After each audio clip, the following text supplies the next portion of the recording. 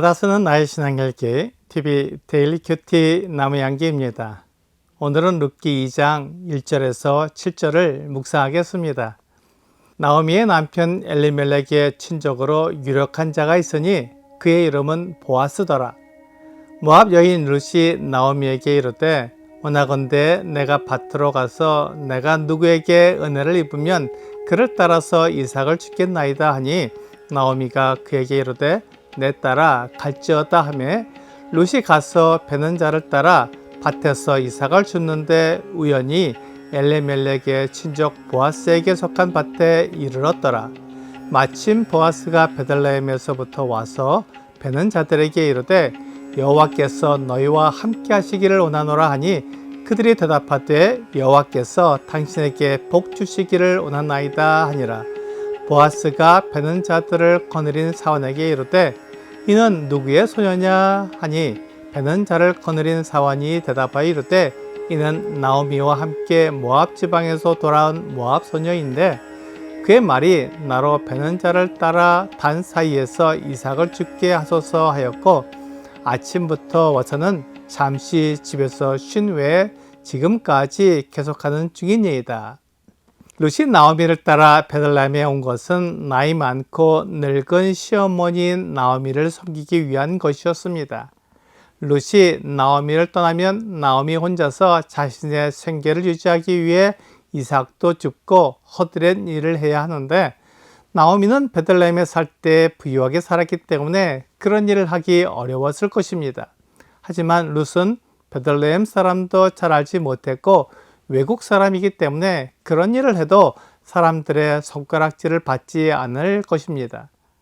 물론 성경은 배우자와 한 몸을 이루게 하셨기 때문에 부모님보다 배우자를 우선적으로 챙겨야 합니다. 그리고 배우자와 함께 자녀를 돌보게 하셨기 때문에 자녀가 배우자 다음에 우선순위를 가집니다. 그리고 남편과 아내, 자녀들이 함께 부모님을 섬기게 하셨으므로 우선순위는 배우자, 다음으로 자녀, 그리고 그 다음이 부모님의 순서가 됩니다. 우리가 이것을 구분했기 때문에 배우자와 자녀, 그 다음이 부모님이 되지만 사실 거의 동시에 일어나는 일입니다. 룻은 시어머니인 나오미와 자신의 생계를 위해 나가서 이삭을 죽기로 했습니다. 나오미가 자기가 있어야 할 곳에 돌아왔기 때문에 하나님께서 그에게 은혜를 베푸시기 시작할 것입니다.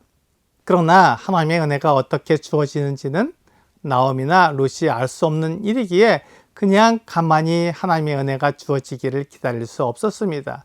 그래서 룻은 나오미와 자신의 생계를 위해 일을 한 것입니다. 룻이 율법에서 벗어난 일을 통해 생계를 유지한 것이 아니라 율법에서 말씀하고 있는 대로 이삭을 주어 생계를 유지하려고 했습니다.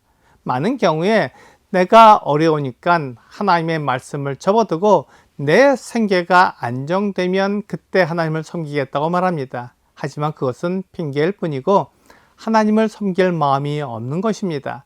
하나님을 섬기는 사람은 내가 어렵든지 어렵지 않든지 하나님의 영광을 위해 삽니다. 하나님의 말씀대로 살면 생계를 이어가지 못할 것 같으니까 하나님의 말씀보다는 내 생각에 따라 내게 유익한 길로 나가게 됩니다.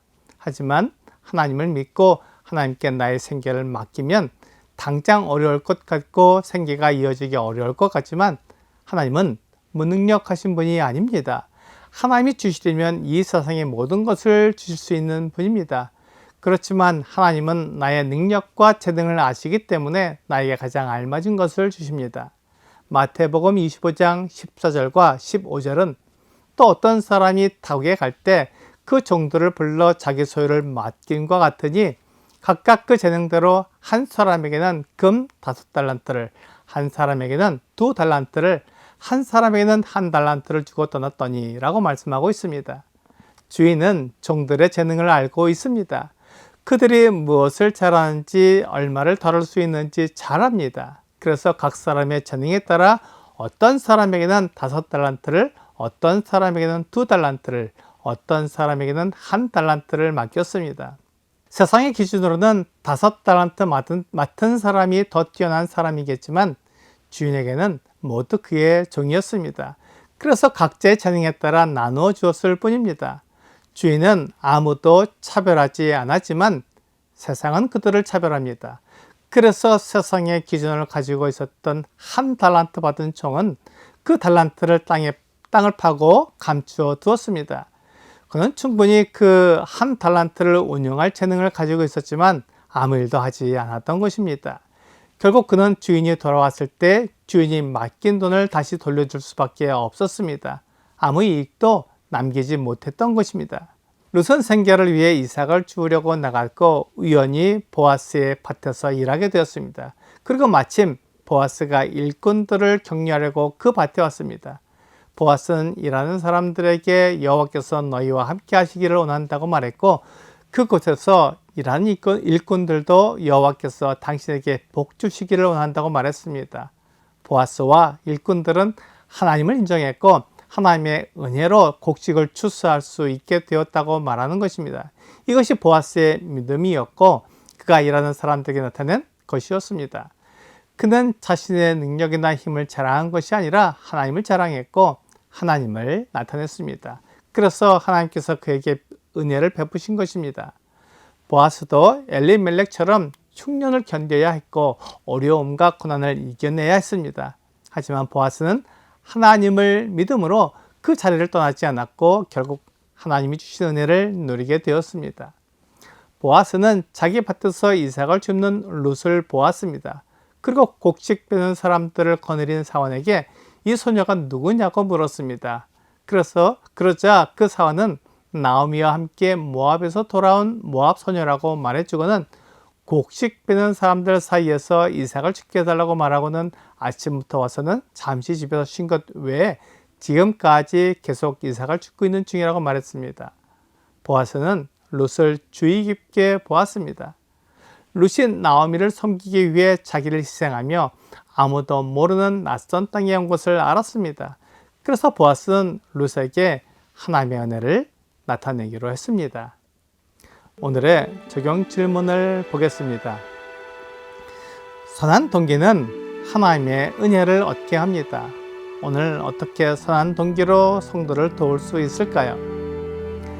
룻은 나오미를 섬기기 위한 선한 동기로 나오미를 따라 베들레헴까지 오게 되었습니다. 그리고 보아스는 그 룻을 도와주기 위해 선한 동기로 하나님의 은혜를 나타내기로 했습니다. 이렇듯 선한 동기는 하나님의 은혜를 얻는 기회가 됩니다.